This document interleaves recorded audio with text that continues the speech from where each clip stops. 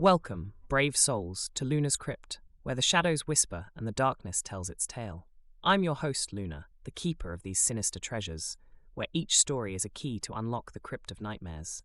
Inside, you'll find tales of terror, mystery, and the macabre, from cursed fates to haunted relics, all waiting to ensnare your imagination.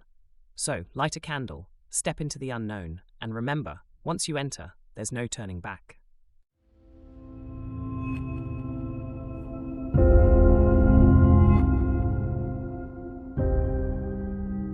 Mwahahaha. You know, dear listeners, sometimes the advice you get can be such a bore, it might just kill you. But every once in a while, it's wise to pay attention. Just a little. Isn't that right, Evelyn?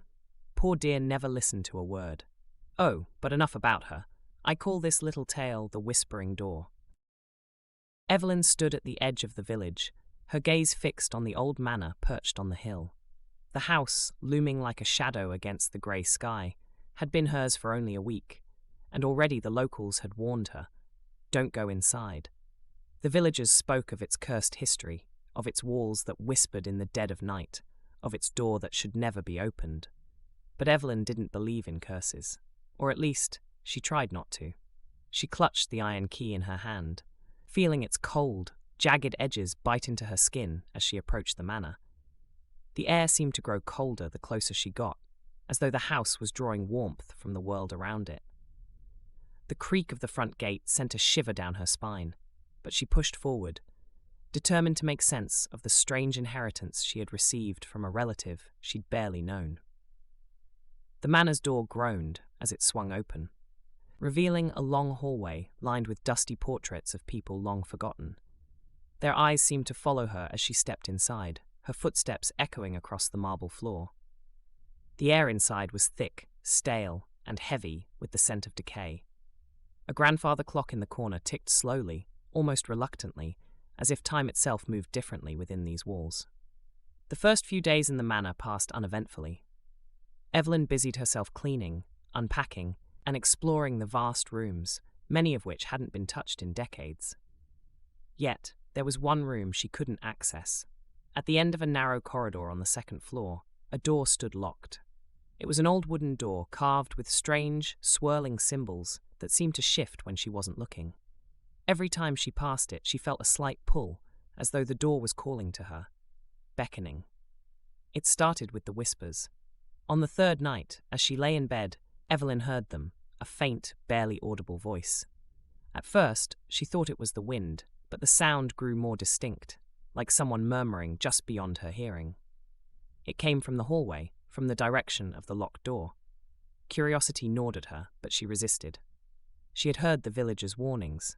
This door was not to be opened. They had told her of those who had tried before. They spoke of strange accidents, of people disappearing, of madness that consumed anyone foolish enough to go near it. But the whispers didn't stop. Each night they grew louder, more insistent, filling her dreams with strange images, flashes of a woman's face, her eyes wide with terror, her lips moving soundlessly.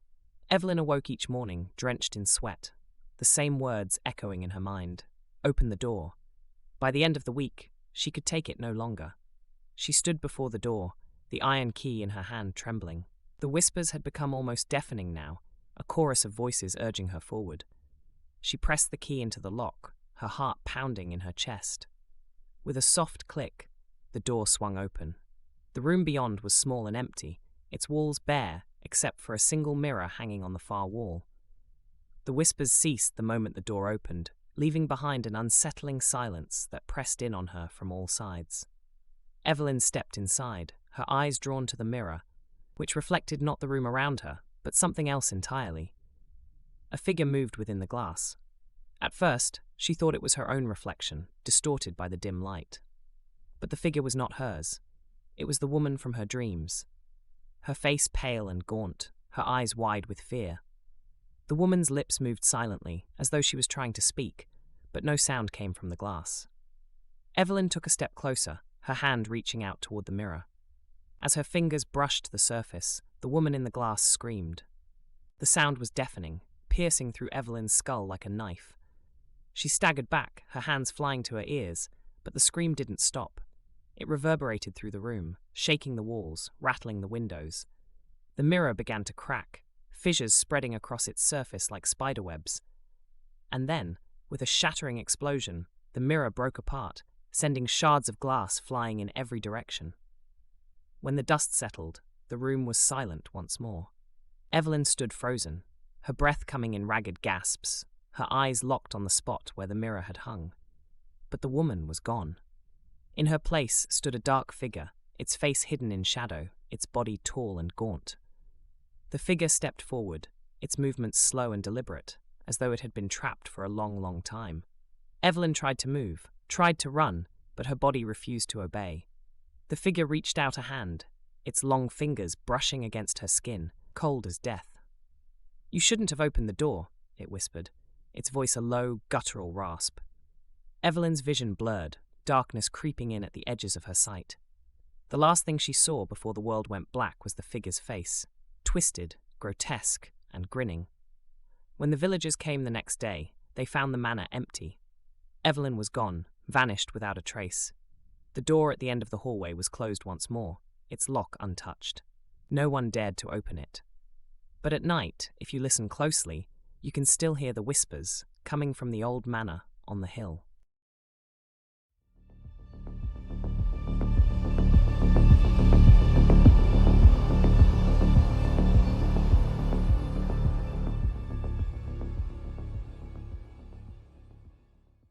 Now, dear listeners, wasn't that a key response? Get it?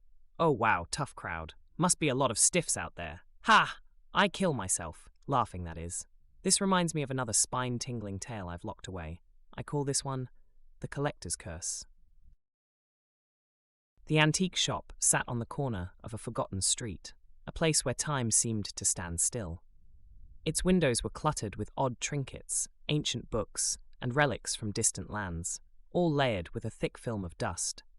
A faded sign hung above the door, barely legible now, Morris Antiques and Curiosities. Most people passed by without giving it a second glance, but for those with a taste for the peculiar, the shop was a treasure trove of forgotten stories. Lydia was one of those people. A collector of rare and unusual objects, she had a particular fascination with the macabre. Her apartment was filled with strange, eerie items, taxidermy animals, old portraits with eyes that seemed to follow you, and Victorian mourning jewellery. But no matter how much she gathered, there was always a hollow space inside her that craved more. It was on a damp autumn evening when Lydia first stumbled upon the shop. The air was thick with fog, and the street was eerily quiet, save for the soft clink of the shop's bell as she pushed the door open. Inside, the smell of must and old wood greeted her, along with rows upon rows of forgotten things. The shop was dimly lit, casting long shadows that danced across the shelves, and Lydia felt a familiar thrill as she stepped inside. She wandered the aisles, fingers trailing along dusty surfaces, eyes scanning the oddities that lined the walls.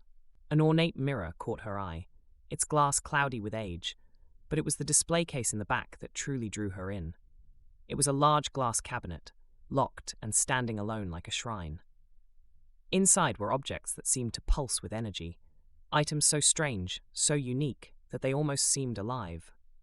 Behind the counter, a hunched man with silver hair and a face like crumpled parchment watched her closely. His eyes glinted with an unsettling sharpness, and a thin smile curled across his lips. "You found something that interests you, I see," he said, his voice gravely and low. Lydia pointed to the cabinet. "What's in there?" The man's smile widened, though it didn't reach his eyes. "Ah, the collector's cabinet. Not for the faint of heart, I assure you. Each piece inside carries a story and a price." She raised an eyebrow, intrigued. "What kind of price?" "Not everything has a price in gold," he replied, his tone cryptic. "These items require something more personal. A piece of the soul, one might say." Lydia felt a chill run down her spine, but the pull of the cabinet was too strong to resist. "I want to see inside." The shopkeeper's eyes gleamed as he produced an old iron key from beneath the counter. He walked slowly toward the cabinet, his movements deliberate, as though he was performing a ritual. The lock clicked open with a sound that echoed unnervingly through the shop. He stepped aside, allowing Lydia to peer inside. Her breath caught in her throat. The objects inside were unlike anything she'd ever seen. An ancient pocket watch with hands that moved backward, a small porcelain doll with cracked, lifelike eyes, a delicate ring that seemed to shimmer in the dim light. But what truly captivated her was a box. It was small, made of dark wood, with intricate carvings that seemed to shift and move under her gaze. There was something about it, something powerful, something dark. She could feel it pulling at her, whispering her name. "What's this?" she asked, her voice barely above a whisper. The shopkeeper's smile faltered for just a moment. "That is the collector's box, a dangerous item. It binds the soul of its owner to its contents, trapping them in a state between life and death. It was once owned by a man obsessed with gathering the rarest and most cursed items in the world. The curse passed on to him through his greed, and it's said that anyone who owns it will share his fate." Lydia's heart pounded in her chest, but she couldn't look away. "I'll take it." The shopkeeper's smile returned, wider than before. "Very well, but remember, you've been warned. Some collections are best left incomplete." She handed over the money without hesitation, her hands trembling slightly as the box was placed in her possession. As she left the shop, the fog seemed to close in around her, and the door shut behind her with a finality that made her shiver. That night, she placed the box on her mantel, admiring its craftsmanship, though a sense of unease lingered in the air. She tried to push the shopkeeper's warning out of her mind, but the longer she stared at the box, the louder the whispers became. At first, she thought it was her imagination, the faintest sound, like the rustling of leaves in the wind. But as the hours passed, the whispers grew louder, more insistent. It was as if the box was calling to her, begging to be opened. Unable to resist, Lydia lifted the lid. Inside was a single item, a tarnished silver coin. As she reached for it, her fingers brushed against the cold metal, and suddenly the room went dark. A gust of icy wind swept through the apartment, extinguishing every light, leaving her in total blackness. The whispers grew deafening now, a cacophony of voices screaming in her ears. Lydia stumbled backward, her heart racing, her breath shallow. She tried to let go of the coin, but her fingers refused to obey. It felt as though it was fused to her skin, pulling her deeper into the darkness. And then she saw him, the collector. He stood at the edge of the shadows, his eyes glowing with an unnatural light. His face was gaunt, his skin stretched tight over sharp bones, and his fingers were long and thin, like the claws of some ancient predator. "You've taken what is mine," he hissed, his voice a rattling breath. "Now, you belong to the collection." Lydia tried to scream, but no sound came out. The collector moved closer, his cold fingers brushing against her cheek. Her vision blurred, and the last thing she saw before the darkness swallowed her was the glint of the silver coin, still clutched in her hand. The next morning, the box was gone. Lydia's apartment stood eerily silent, her collection untouched, but she was nowhere to be found. Those who came searching for her found only one trace: a tarnished silver coin, lying on the mantel where the box had once been. And in the antique shop on the corner of the forgotten street, the collector's box had returned to the cabinet, waiting for the next soul to claim.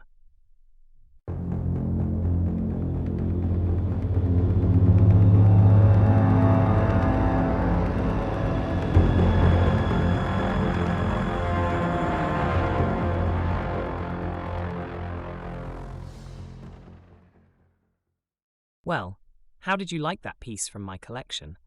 Did it leave you feeling a little incomplete? Don't worry, my fiendish friends, I've got just the thing to fill the void. Let me present our next gruesome little tale, The Silence Beneath the Floorboards. Prepare yourselves. The house stood alone on the edge of a forgotten town, a structure so ancient that its timbers groaned with every gust of wind. Its windows, shrouded in grime, seemed to watch the world with a vacant, haunted stare. The house had been passed down through the generations, yet no one had lived in it for decades. Some whispered it was cursed. Others claimed it was simply neglected. But whatever the case, it now belonged to Oliver, a distant nephew who hadn't set foot in the house until the day he inherited it. Oliver had never known his relatives well. They were a strange, reclusive lot who rarely spoke of their past. When his great-uncle died, leaving him the crumbling estate, he hadn't even known what to expect. Still, the idea of owning a house, even one as eerie as this, was intriguing. He imagined restoring it, making it his own, maybe even selling it off to some eager buyer looking for a historic home. But from the moment he stepped through the door, something felt off. The air inside the house was thick, heavy with the scent of dust and decay. The walls seemed to close in around him, and the silence was absolute, as though the house itself was holding its breath. That first night, Oliver barely slept. The creaks and groans of the old house were to be expected, but then, around midnight, a faint sound began to echo from beneath the floorboards. At first it was almost imperceptible, a soft scratching noise, like the rustle of dry leaves in the wind. He dismissed it, blaming his nerves and the house's age. But the noise persisted. Every night, the sound grew louder. It was no longer a gentle rustle, but a distinct rhythmic scratching. Sometimes it almost sounded like whispering, too low for him to understand, but unmistakable in its persistence. As the days passed, Oliver found himself lying awake, staring at the ceiling, waiting for the noise to start again. It always did, just as the clock struck midnight. On the fifth night, the noise became unbearable. It was as if something, or someone, was clawing at the floorboards beneath his bed, desperate to break through. The whispering grew louder, more urgent, filling the room with an oppressive, unseen presence. Oliver could no longer stand it. Fueled by exhaustion and frustration, he grabbed a crowbar from the garage and went to the source of the noise. It was coming from the floorboards in the hallway just outside his bedroom. The wood was warped and rotting in places, brittle with age. He wedged the crowbar beneath the first board and pried it up with a loud crack. As he tore away the floorboards, a chill swept through the hallway. It was colder beneath the surface, as though the ground itself was frozen. His heart pounded as he ripped away more of the rotting wood, revealing something beneath, a narrow hidden staircase leading down into darkness. Oliver hesitated. This was no ordinary cellar. There had been no mention of a basement or any underground room in the house's plans. The thought of descending into the darkness sent a shiver through him, but the sounds from below seemed to be calling him. He needed to know what was down there. With a flashlight in hand, he made his way down the narrow staircase. The air grew colder with each step, the walls damp and slick with age. At the bottom, he found a low, cramped room, barely wide enough for him to stand in. The floor was dirt, and in the far corner of the room, something caught the beam of his flashlight. It was a pile of bones. The skeletal remains were twisted and contorted, as though the person had died in agony, trapped beneath the earth. A cold dread settled over Oliver as he knelt beside the remains. Among the bones was a tarnished locket. Half buried in the dirt, he picked it up, brushing the grime from its surface. Inside was a faded photograph of a young woman, his great-aunt, the sister of his great-uncle who had owned the house. She had disappeared decades ago, and the family had never spoken of her again. But now, the truth was undeniable. She had been buried alive. Oliver stumbled back, his heart racing. The room seemed to close in on him, the air growing thick with the weight of the secret that had been hidden for so long. He could almost hear the whispering again, louder now, coming from all around him. It wasn't just the wind or the creaking of the old house. Something was here with him. The scratching began again, louder than ever, as though the bones themselves were trying to rise from the dirt. Oliver backed up toward the staircase, his flashlight flickering in the cold, damp air. As he turned to flee, a gust of wind rushed through the small room, slamming the door shut behind him. The darkness swallowed him whole. He clawed at the door, his fingers slipping on the damp wood. The whispering grew louder, closer, filling his ears with voices he could not understand. The air was suffocating, thick with the scent of earth and decay. He pounded on the door, screaming for help, but no one would hear him. No one ever had. As the last of his strength gave out, Oliver collapsed to the floor, his mind spiraling into madness. The voices surrounded him, laughing, whispering, and finally they fell silent. When the townspeople came to check on the house months later, they found it abandoned once again. The floorboards in the hallway had been torn up, revealing a staircase that led down into the earth. But no one dared to descend, for the house had claimed another victim. And beneath the floorboards, in the silence of the earth, Oliver joined the forgotten remains of those who had been buried there before him, their whispers forever echoing through the halls of the ancient house.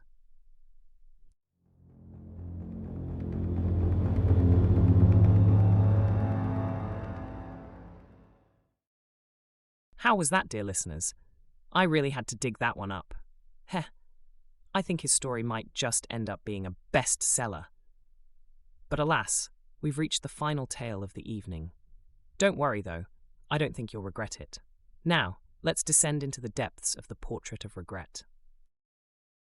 Helena was not easily unnerved. As one of the most sought-after portrait artists in the land, she had worked with many of the aristocracy, capturing their likenesses and, more often than not, their egos. Her work was precise, impeccable, and always flattering, something that had earned her a reputation among the wealthy elite. Yet, as she stood before the towering iron gates of Lady Astor's estate, an inexplicable shiver crawled down her spine. The estate was massive, far larger than any property Helena had visited before. Its Gothic spires and stone walls loomed under the darkening sky, casting long, creeping shadows over the grounds. It was quiet, too quiet for a place that large. No birds sang in the nearby trees, and the wind seemed to die at the estate's edge, as if it dared not disturb the house. Helena clutched her paint case tighter as the gates groaned open, seemingly of their own accord, inviting her inside. As she walked the gravel path to the mansion, she couldn't help but feel as though she were being watched, though there was no one around. The windows of the mansion were dark, eyes staring out into the grey twilight. The door opened before she could knock, revealing a servant, an older woman with sunken cheeks and eyes that never quite met hers. She muttered a brief greeting before leading Helena through the vast, silent halls of the mansion. The atmosphere was oppressive, each step echoing against the stone floors like a heartbeat. Lady Astor awaited her in a sitting room on the second floor. The woman was seated by the fire, her back straight, her gaze fixed on the flames. She was beautiful in an unsettling way, tall and slender, with pale skin that looked almost translucent. Her eyes, a cold, piercing blue, flicked toward Helena when she entered, but quickly returned to the fire.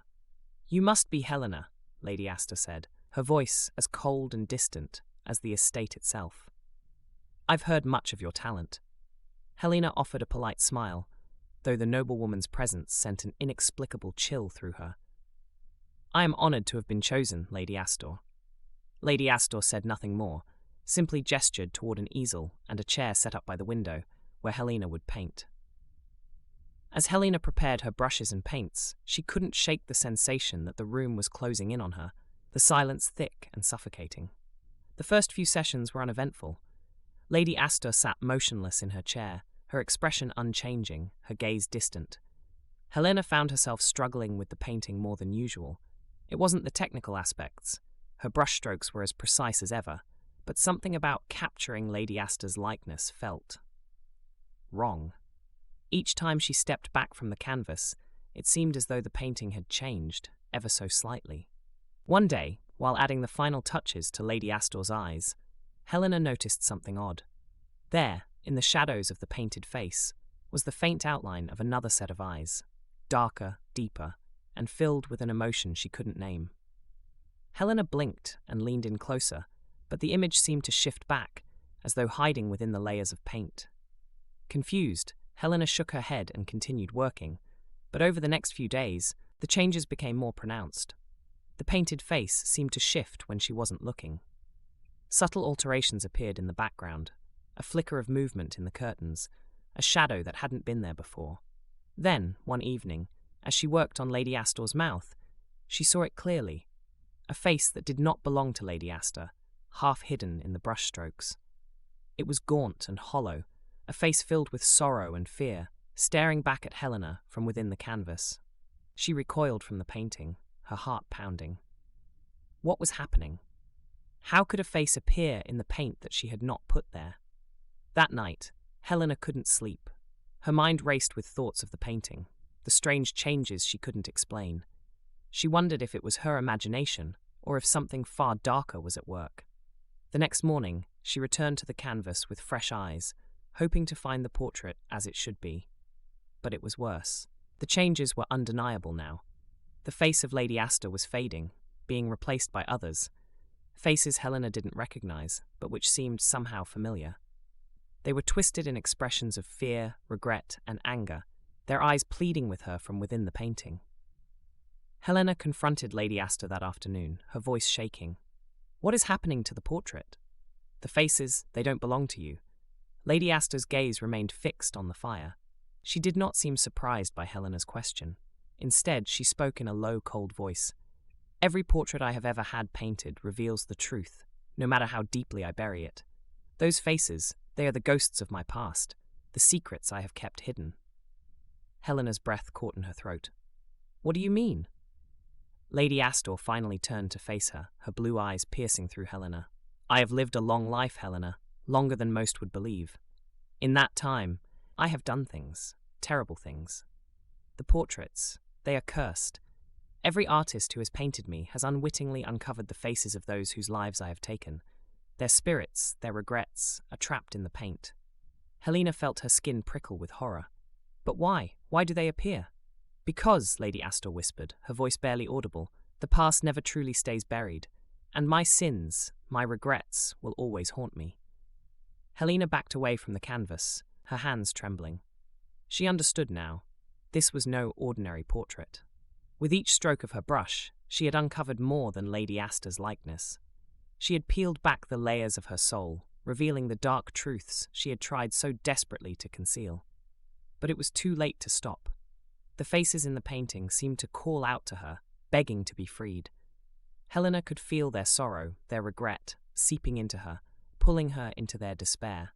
She wanted to destroy the painting, to end the curse that had been placed upon it, but she knew she couldn't. The portrait wasn't finished yet. With shaking hands, Helena returned to the easel. She painted with a feverish intensity, no longer in control of her own brush.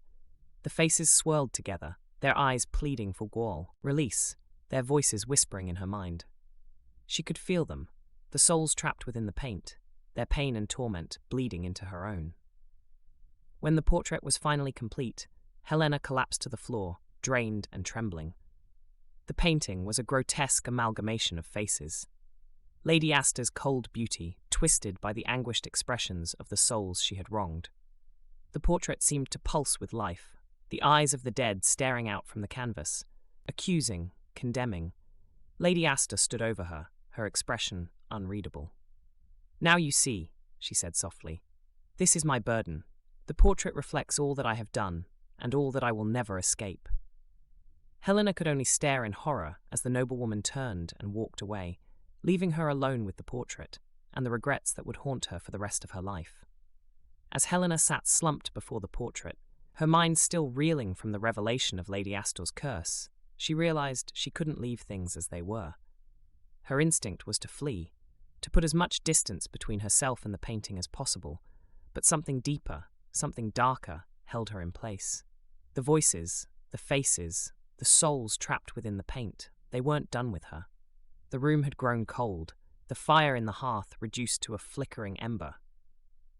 The once grand mansion seemed to close in on her, the air thick with the weight of untold secrets. Helena's pulse quickened as she became aware of a soft, rhythmic sound, a faint tapping that echoed through the walls. She glanced at the portrait again. The faces, once still, now seemed to be moving. Their expressions twisted in agony, their eyes wide with terror, mouths silently screaming from within the paint. The tapping grew louder, more insistent, as though someone or something was trying to get out. Suddenly, a sharp knock came from the door behind her. Helena jumped, her heart pounding in her chest. She turned to see the same gaunt servant who had greeted her on her first day at the estate, her eyes dull and lifeless. "Mistress requests your presence in the east wing," the servant said in a monotone voice. "There is something you must see." Helena hesitated.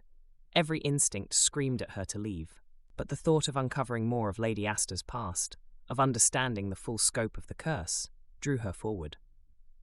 With a shaky breath, she stood and followed the servant through the dimly lit corridors of the mansion, each step feeling like a descent into a darker, more sinister world. The east wing was far older and more decrepit than the rest of the mansion. The walls were cracked, the air thick with dust and decay. Helena could feel the weight of history pressing down on her. as though the very house were alive with the memories of its past. The servant led her to a large wooden door, its surface worn and splintered. Without a word, the woman pushed it open, revealing a room filled with portraits, hundreds of them, lining the walls from floor to ceiling. Each painting depicted a face, some familiar, others grotesque, their expressions frozen in various states of torment and sorrow. Helena's breath caught in her throat. "What is this place?" she whispered. The servant's voice was barely audible. "These are the souls Mistress Asta has condemned. Every one of them, a life taken, a secret buried. She had them all painted, so they could never be forgotten." Helena stepped further into the room, her eyes wide with horror. The faces in the portraits seemed to follow her as she moved, their eyes glinting with accusation. She could feel their presence, their grief and anger swirling around her like a storm. In the center of the room, on a pedestal, stood a single, unfinished portrait. The canvas was blank, save for a pair of hollow eyes staring back at her, eyes that seemed to pull her in, to drown her in their endless, silent plea. Helena stumbled back, her heart racing. She knew, without a doubt, that this portrait was meant for her. Lady Astor hadn't just commissioned her for a painting. She had marked her as the next to be trapped within the canvas, to join the legion of souls imprisoned in paint for eternity.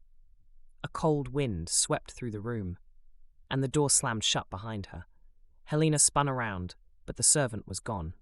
She was alone now, alone with the portraits, with the curse, with the knowledge that her fate had been sealed the moment she had stepped foot inside the mansion. A voice echoed through the chamber, soft and melodic, yet tinged with malice. "You cannot leave, Helena," it whispered. "You are part of this now. Your regrets will join mine, forever etched into the canvas." Helena whirled around to find Lady Astor standing in the doorway, her expression serene, as though she had accepted her monstrous legacy long ago. "I warned you, didn't I?" Lady Astor said, her voice calm but edged with darkness. "The past never stays buried, and now neither will you." Helena backed away, her eyes darting around the room for an escape, but there was nowhere to go. The walls seemed to close in on her, the portraits shifting, the faces becoming more pronounced, more desperate. The tapping had returned, louder now, like fingers drumming against the walls of her mind. "No!" Helena screamed, her voice cracking as she lunged toward the door. But the portraits surged toward her, the souls within them reaching out, their painted hands clawing through the air. She could feel their cold fingers brush against her skin, pulling her back, dragging her toward the blank canvas in the center of the room. Helena thrashed, trying to break free. But it was no use. The souls were relentless, their grip tightening as they pulled her closer to the canvas. She could feel the paint wrapping around her, suffocating her, drawing her in. With one final, desperate cry, Helena was swallowed by the canvas. Her world turned to darkness, her voice silenced as she became nothing more than another face in Lady Astor's cursed collection, a portrait of regret, trapped forever in the painting. Lady Astor smiled softly, her cold eyes glinting as she turned to leave the room. The tapping faded into silence, and the mansion returned to its eerie stillness, its newest secret hidden away behind a layer of paint.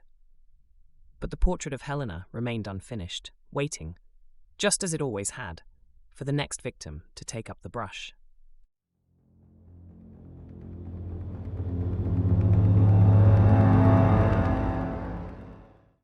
Well, my frightful friends, that brings us to the end of tonight's journey into Luna's Crypt.